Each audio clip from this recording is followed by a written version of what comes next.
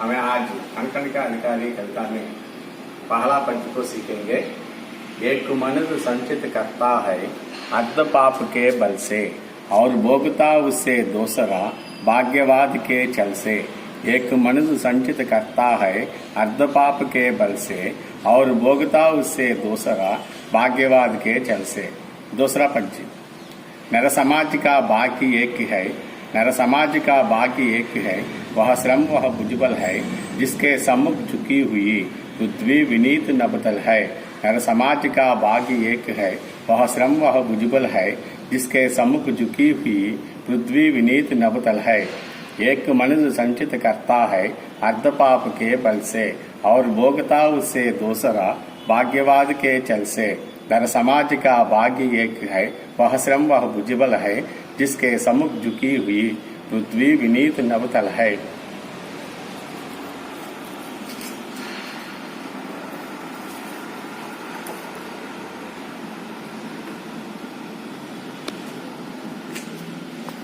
अभी कविता के पहला पंच में शब्दार्थ संचित करना, भोग చేయుట, अर्थ संपद, भोग्न అనుభవించుట, భాగ్యవాద్ అదృష్టము, చల్ మోసము, పాప్ పాపము, దూసరా రెండవవాడు, మనుజ్ మనుష్యుడు, సంచిత్ కర్ణ రోగు చేయుట, అర్థ సంపద, భోగ్న అనుభవించుట, భాగ్యవాద్ అదృష్టము, చల్ మోసము, पाप पापमु, दूसरा రెండవవాడు, मनुज मनुष्युడు।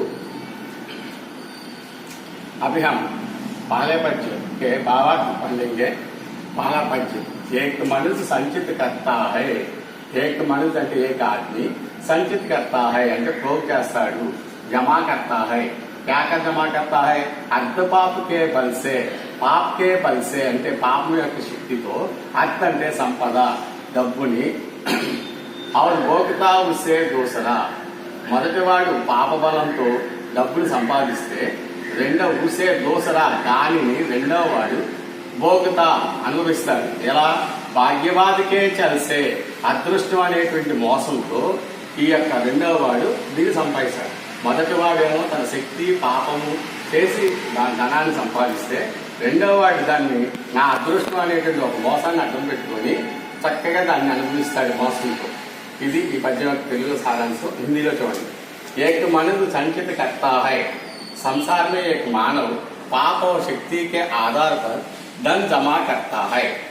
एक मनुष्य संचित करता है अर्ध पाप के बल से, संसार में एक मानव पाप और शक्ति के आधार पर धन जमा करता है और भोगता उससे दूसरा भाग्यवाद के चल से, और भोगता उससे दूसरा भाग्यवाद के चल से।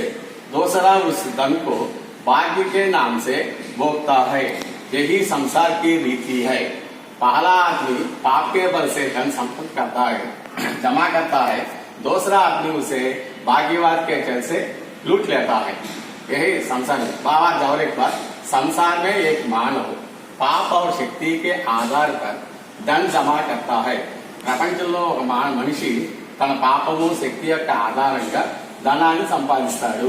దూసరా రెండవ వాడు ఉసుతో ఆ ధనాన్ని భాగ్యకే నామసే, అదృష్టం అనే పేరుతో భోక్త అనుభవిస్తాడు। ఇది సంసారకి రీతి, ఇదే ప్రపంచంలో ఉన్నటువంటి నీతి। నర్ మనిషి, భాగ్ అదృష్టము, సమ్ముఖ్ ముందు, జుకున వినయముతో వంగి ఉండుట, ఈ రెండు ఒకే పదం, వినయముతో వంగి ఉండుట। పృథ్వీ భూమి, వినీత్ వినయముగా, సమాజ్ సమాజము, భుజబల్ భుజములో శక్తి। నర్ మనిషి, భాగ్ అదృష్టము, సమ్ముఖ్ ముందు, జుకున వినయముతో వంగి ఉండుట, ఈ రెండు ఒకే పదము। పృథ్వీ భూమి, వినీత్ వినయముగా, సమాజ్ సమాజము, భుజబల్ భుజములో శక్తి। अभी इस पद्य का भावार्थ देखेंगे। नर समाज का भाग्य एक है, वह श्रम वह भुजबल है, जिसके सम्मुख झुकी हुई है पृथ्वी विनीत नबतल है। नर समाज का भाग्य एक है, वह श्रम वह भुजबल है, जिसके सम्मुख झुकी हुई है पृथ्वी विनीत नबतल है। नर समाज का भाग्य एक है। नर समाज అంటే మానవ సమాజానికి అదృష్టం అనేది ఒక్కటే, అదేంటయ్యా అంటే వహ భుజబల హై, అదే శ్రమ, అదే భుజం యొక్క శక్తి. భుజంలో కండబలం ఎంతైతే ఉంటుందో మనం శ్రమ అంత ఎక్కువగా చేస్తాం. కానీ శ్రమ అన్నా భుజబలం అన్నా ఒకటే. మానవ సమాజానికి అదృష్టం ఏంటయ్యా అంటే శ్రమ, భుజశక్తి. జిస్కే సమ్ముఖ్ దుఃఖీ హుయి హై, జిస్కే సమ్ముఖ్ దాని ఎదురుగా, దేని ఎదురుగా, ఈ శ్రమకి సమ్ముఖ్ ఎదురుగా దుఃఖీ హుయి హై పృథ్వీ, పృథ్వీ తల ఉంచుతుంది.